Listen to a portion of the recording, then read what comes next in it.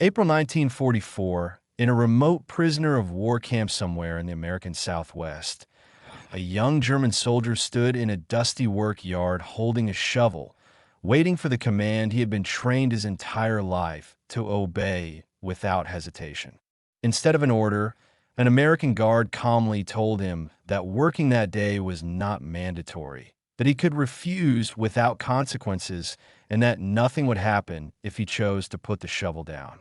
There was no shouting, no threat, and no punishment waiting behind the words.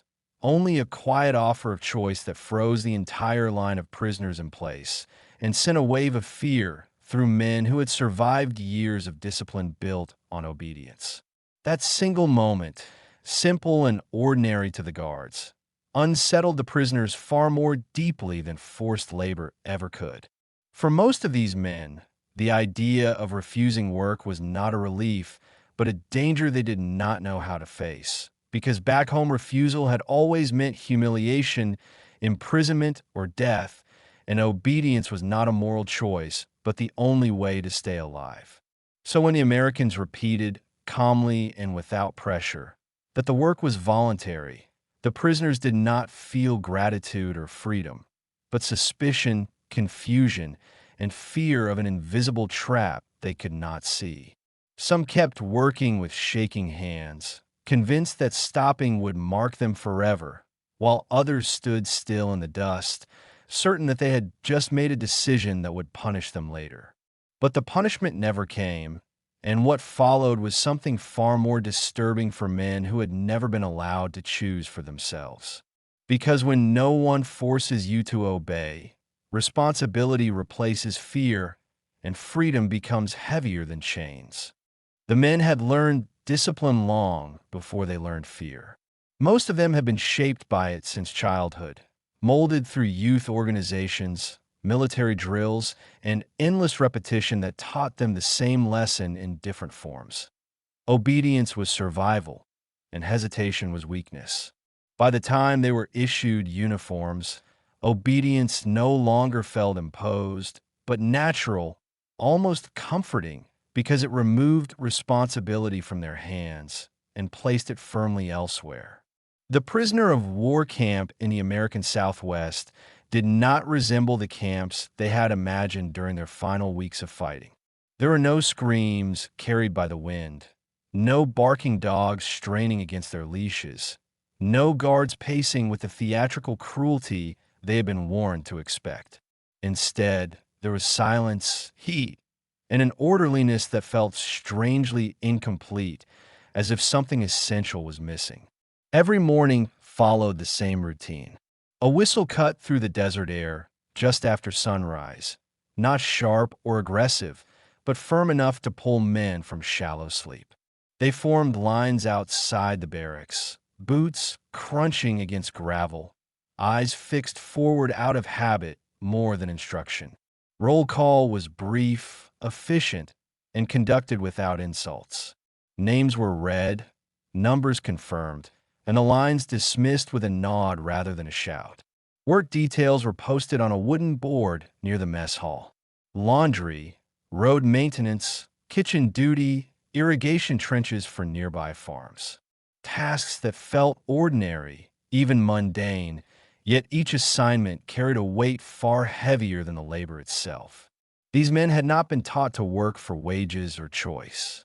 They had been taught to work because they were ordered, because refusing was unthinkable. On that particular morning, the group assigned to yard maintenance gathered near a stack of tools laid neatly on the ground. Shovels, rakes, and picks rested with their handles aligned, an unnecessary detail that unsettled some of the prisoners more than disorder ever could. One by one, they stepped forward and took a tool, hands closing around wood worn smooth by use. An American guard stood nearby, leaning casually against a post, helmet pushed back slightly from his brow. He did not hurry them, nor did he correct their posture. When the last man took a shovel, the guard cleared his throat and spoke in a calm, conversational tone that carried easily in the dry air. He explained that the work assignment was optional, that participation would be paid according to camp regulations, and that anyone who chose not to work could return to the barracks without punishment. He repeated the statement once more, slower this time, as if clarifying instructions rather than delivering a threat. The yard fell into an uneasy stillness. The men did not look at one another, but tension moved through the line all the same. Fingers tightened around tool handles. Shoulders stiffened. Several prisoners lowered their eyes to the ground, convinced that the offer itself was the beginning of some elaborate test. In their experience, choice was never offered without consequence. One man at the end of the line shifted his weight slightly, unsure whether to step forward or remain still. Another adjusted his grip on the shovel, knuckles whitening, as though preparing for an unseen blow. No one spoke because speaking first had always been dangerous. The guard waited. Seconds passed, stretching longer than any shouted command ever had. Finally, one prisoner took a tentative step back, placing his shovel carefully on the ground as if it might explode at his feet. He stood there, rigid, heart pounding, certain that he had just condemned himself. Nothing happened. The guard nodded once, neither approving nor disapproving, and gestured toward the barracks. The man walked away slowly, every step heavy with expectation of punishment that never arrived. A few others followed, some reluctantly, some almost mechanically, their bodies moving while their minds resisted the reality unfolding in front of them. The rest remained where they were, choosing labor not out of loyalty or fear of the guards, but out of fear of freedom itself. Work began quietly. Shovels bit into dry soil, rakes scraped against packed earth, and sweat darkened the fabric of worn uniforms. Yet beneath the steady rhythm of labor, a deeper disturbance settled in. The rules they had lived by no longer applied, and without those rules, they did not know who they were supposed to be. For the first time since their capture, the camp had given them something more unsettling than hunger or confinement. It had given them responsibility. And responsibility, for men trained never to question, was far more frightening than chains. The hours that followed did not unfold the way the prisoners expected.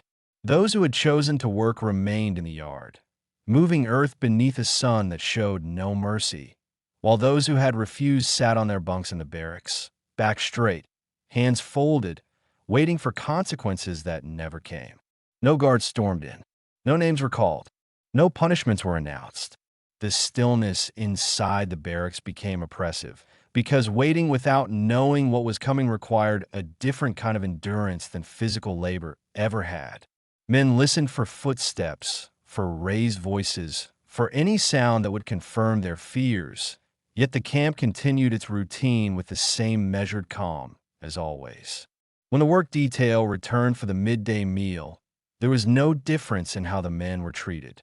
The same food was served, the same portions were handed out, and the same quiet efficiency governed the mess hall. No one was singled out. No glances linigert. No records were read aloud. This absence of reaction unsettled everyone. Those who had worked wondered whether refusing had been noted somewhere unseen, recorded quietly for future use. Those who had refused wondered whether working the next day would undo whatever invisible mark they believed they had earned. Each group watched the other carefully, searching for signs of advantage or punishment that never appeared. In the afternoon, a notice was posted on the same wooden board near the mess hall. It listed the following day's work assignments, written neatly in chalk, with the same simple instruction printed beneath: participation voluntary. The message was clear, and it changed nothing. Men stood before the board longer than necessary, reading and rereading the words as if they might shift into something more familiar. Some shook their heads in disbelief. Others turned away quickly, unwilling to look at it any longer. A few laughed quietly, not out of humor, but out of nervous confusion, because laughter was sometimes the only response left when logic failed. That evening, conversations in the barracks grew cautious and fragmented. No one wanted to be the first to say what everyone was thinking, that this system made no sense, that it felt deliberately constructed to remove excuses as well as orders. Without force, refusal lost its meaning, and without punishment, obedience lost its clarity. One prisoner spoke quietly about home, about factories where refusing work meant arrest, about units where hesitation meant execution, and his words lingered in the air long after he fell silent. Another argued that the Americans were simply following rules, that it was all temporary, and that eventually the mask would drop. A third said nothing at all, staring at the ceiling as if answers might be written there. The following morning, the same choice was offered again. This time, fewer men hesitated. Some stepped back immediately, placing their tools down with deliberate calm. Others stepped forward just as quickly, eager to hold onto the structure work provided. The line divided itself without instruction, without comment, and without reaction from the guards. Again, nothing happened. Days passed, and the pattern repeated itself with unnerving consistency. Refusal brought no punishment. Participation brought no reward beyond what had already been promised. The system did not adapt, did not tighten, and did not reveal itself as a trap. It simply continued, indifferent to the emotional strain it caused. What began to change was not the camp, but the men themselves. Without fear to react against, they were left alone with the reasons behind their choices, and those reasons were often uncomfortable. Some realized they worked not because they were forced, but because idleness made their thoughts unbearable. Others realized they refused not as an act of defiance, but as a way to test whether this strange reality could be trusted. Neither choice offered relief. The guards continued to treat both groups the same, recording attendance, enforcing rules, and maintaining order without commentary. Their restraint denied the prisoners the emotional feedback they expected, leaving them suspended in uncertainty.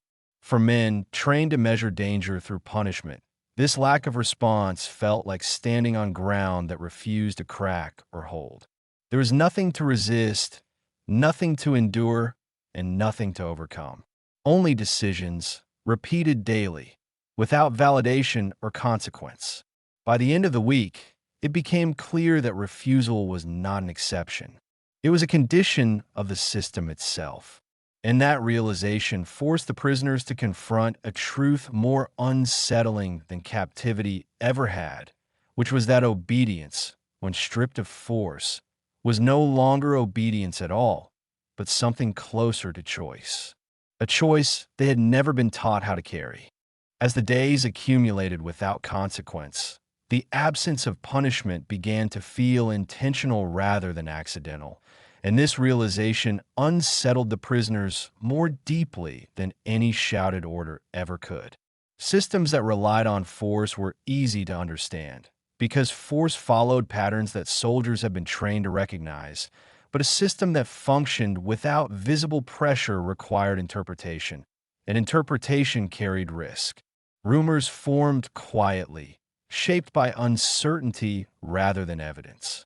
Some believed the Americans were observing them closely, noting who complied willingly and who resisted, building profiles that would later determine harsher treatment or delayed release.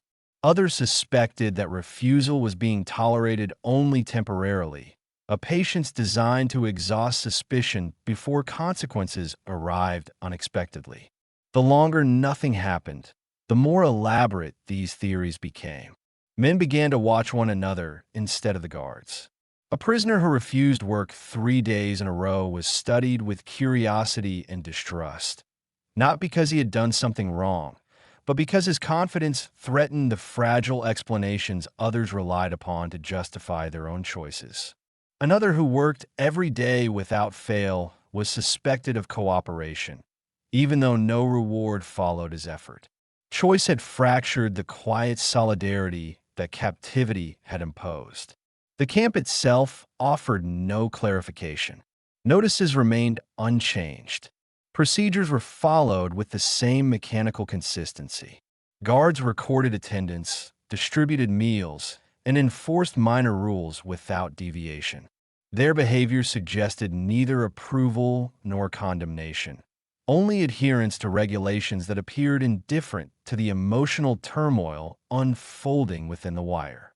This indifference became its own source of pressure. Without clear signals, the prisoners were forced to interpret silence, and silence allowed doubt to multiply. Every neutral glance felt deliberate. Every routine action seemed calculated. Men replayed brief exchanges in their minds, searching for hidden meaning where none was offered. At night, sleep became difficult. Those who worked questioned whether their labor signaled weakness. Those who refused questioned whether their restraint signaled defiance. Neither group found reassurance, because the system provided none. In the absence of punishment, fear had nowhere to attach itself, and so it turned inward. Some prisoners began to test the boundaries cautiously. A man who had refused work accepted an assignment the next day, expecting reprimand. None came. Another who had worked consistently chose to stop, bracing himself for response. Again, nothing happened. Each test removed another familiar marker, leaving the men increasingly disoriented. The lack of reaction did not feel liberating. It felt destabilizing. Structure had once been imposed from the outside, harsh but reliable. Now structure was internal, dependent on decisions the prisoners were unprepared to make. Without orders to obey or defy, identity itself began to blur. Conversations shifted away from the guards and toward the self. Men spoke quietly about what they feared more, working without force or refusing without consequence. Some admitted that choosing to work gave their days meaning, while others confessed that refusing felt like the only remaining form of control. These admissions carried a vulnerability that captivity had previously suppressed. The Americans did nothing to resolve this tension. They neither encouraged nor discouraged discussion, maintaining a distance that felt deliberate.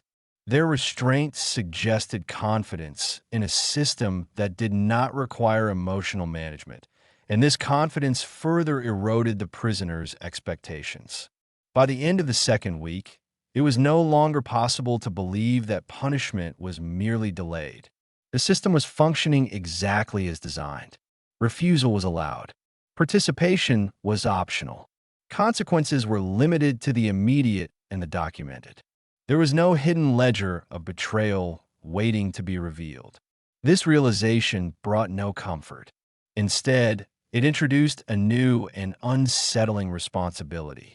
Each man now had to confront the reasons behind his actions without the shelter of coercion. Working no longer meant obedience. Refusing no longer meant resistance. Both had become expressions of personal choice, and choice demanded accountability. For men raised to believe that responsibility flowed from authority, this inversion was deeply destabilizing. The enemy was no longer a force to be endured, but a system that refused to define the prisoner's moral position for them. Without punishment to justify obedience or resistance, the burden of meaning shifted inward. By allowing refusal without consequence, the camp had stripped away the familiar framework of captivity and replaced it with something far more difficult to navigate. The prisoners were no longer reacting to power. They were negotiating with themselves.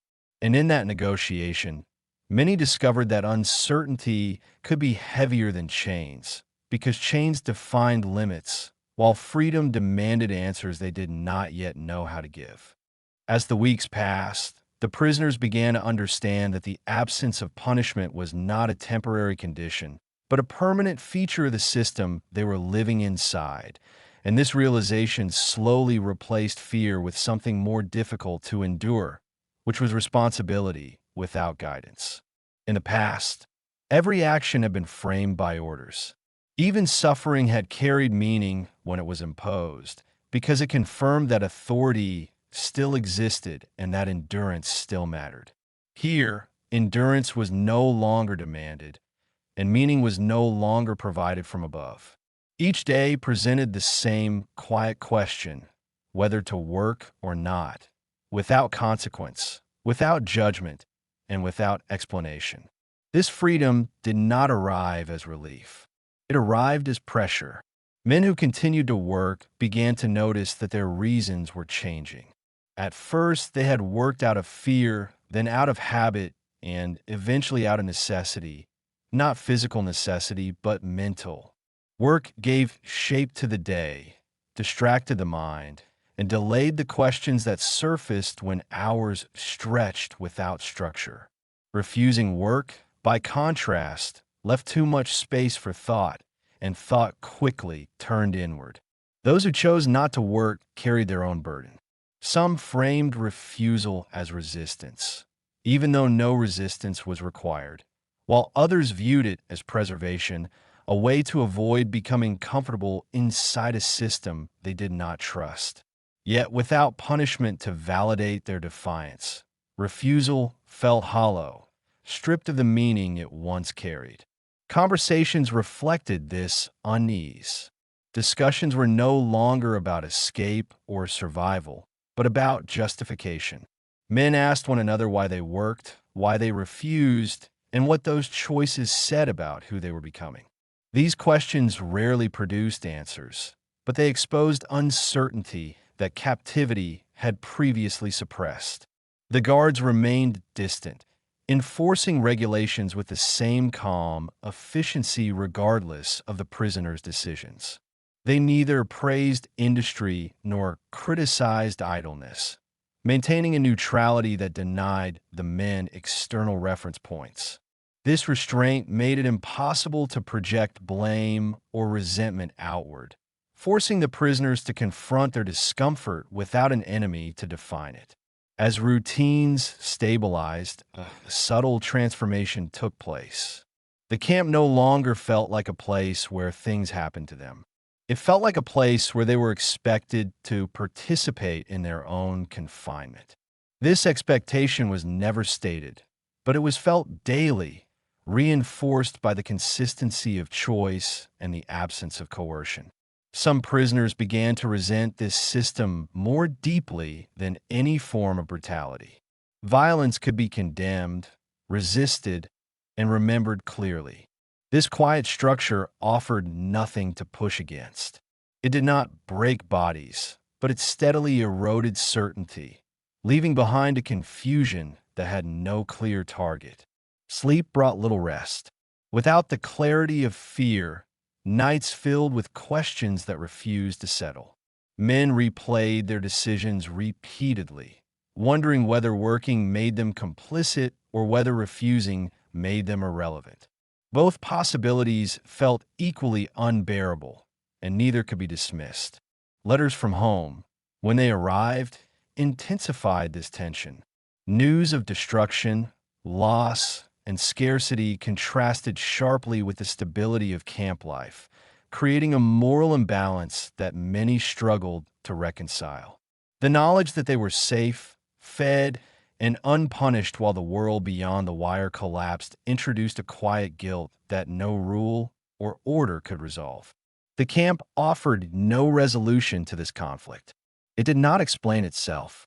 It did not justify its methods. It simply continued day after day, allowing the prisoners to live with the consequences of their own choices. By removing force from the equation, the system had altered the nature of captivity itself. It no longer demanded submission, but understanding. It no longer relied on fear, but on consistency. And in doing so, it transferred the weight of meaning from authority to the individual. For men trained to believe that morality flowed from command, this shift was deeply destabilizing. They were no longer victims reacting to oppression, nor heroes resisting it. They were participants in a structure that refused to tell them who they were supposed to be. By the end of the month, it became clear that the greatest challenge of captivity was not endurance, but self-examination. The camp had not stripped them of dignity through violence. It had confronted them with freedom they did not know how to use. And in that space, between obedience and refusal, between habit and choice, many prisoners realized that responsibility, once imposed from outside, had become an internal burden they could no longer escape. As the war moved toward its end, the first signs of departure entered the camp quietly, without ceremony or celebration, appearing instead as notices posted on familiar boards and conversations carried in low voices between guards who remained as restrained as ever. For the prisoners, the idea of release did not arrive as relief, but as a new disturbance layered onto an already fragile sense of balance. Repatriation had always been imagined as a return to certainty, a moment when captivity would dissolve and meaning would be restored. Yet after months of living inside a system built on choice rather than force, the thought of leaving introduced questions that felt heavier than confinement itself. Home was no longer a clear destination, but an unknown space shaped by loss, destruction, and expectations the prisoners no longer felt prepared to meet. Men began to speak less about escape and more about what awaited them beyond the wire. Some feared judgment from families and communities that had endured war without protection or structure, while others feared something quieter and more personal, which was the realization that captivity had changed them in ways they could not easily explain. They had lived without punishment, made decisions without orders, and carried responsibility without guidance. And this experience had altered how they understood authority, obedience, and themselves. The routines of the camp continued unchanged as departure approached. Work assignments were still offered without pressure, meals were still served with the same measured consistency, and guards maintained their distance, enforcing regulations without sentiment. This refusal to mark the approaching end reinforced the sense that captivity had never been about containment alone, but about exposure to a system that functioned independently of emotion. For some prisoners, the thought of leaving that system provoked unexpected anxiety. Outside the camp, chaos awaited, cities reduced to rubble, shortages, political reckoning, and a return to structures that demanded obedience without explanation. Inside the wire, life had been limited but predictable, structured by rules that did not shift with mood or ideology. The contrast forced many to confront an uncomfortable truth, which was that captivity had offered a form of stability the outside world could not promise. Conversations in the barracks reflected this tension. Men admitted, often reluctantly, that they feared the return more than they feared staying.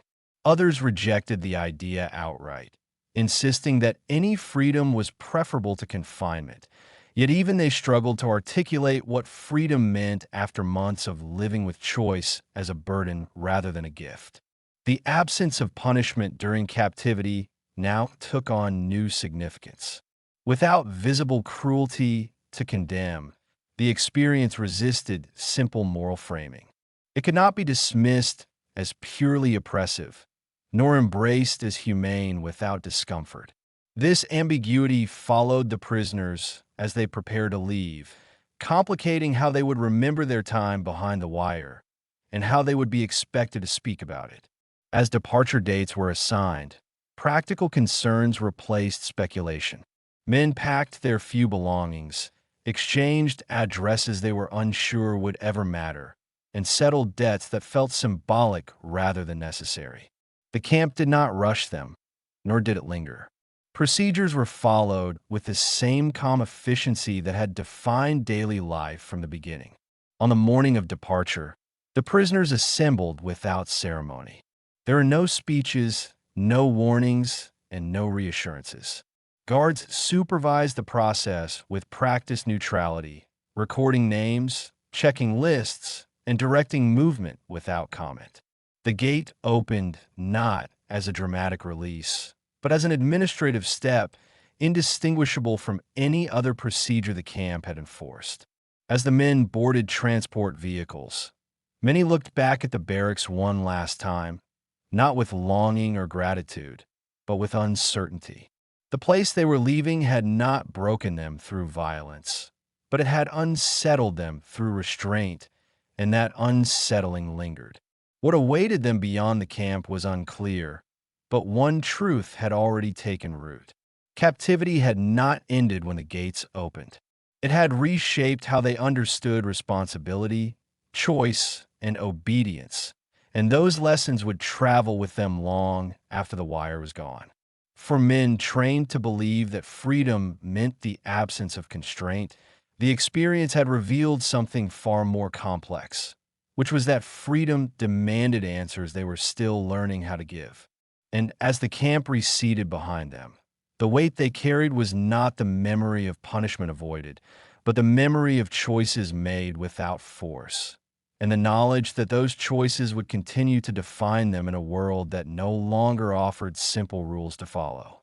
By the time the German prisoners fully understood that refusing work carried no punishment, no hidden record, and no delayed consequence, the fear they had prepared themselves to endure had already dissolved, leaving behind a heavier burden they had never been trained to carry, which was responsibility without instruction. Because a system built on force tells a man what to do, but a system built on choice demands that he decide who he is without anyone else to blame. What unsettled them was not the absence of labor or authority, but the realization that obedience was no longer something imposed upon them, and that without orders to resist or comply with, their actions reflected intention rather than survival, turning everyday decisions into silent judgments they could not escape. In that quiet space between working and refusing, between habit and freedom, many prisoners discovered that captivity without coercion did not remove fear, but transformed it, shifting it inward and forcing them to confront questions they had never been allowed to ask about responsibility, complicity, and what it meant to act without being commanded. And long after the camp gates opened and the war receded into history, it was not the memory of labor avoided or punishment denied that followed them home, but the unsettling knowledge that for the first time in their lives, no one had forced them to obey, and they had been left alone to decide what kind of men they would be. If you enjoyed this documentary and want to discover more untold stories from World War II, make sure to subscribe to WWII Chronicle Vault. Your support helps us bring history back to life, one forgotten story at a time.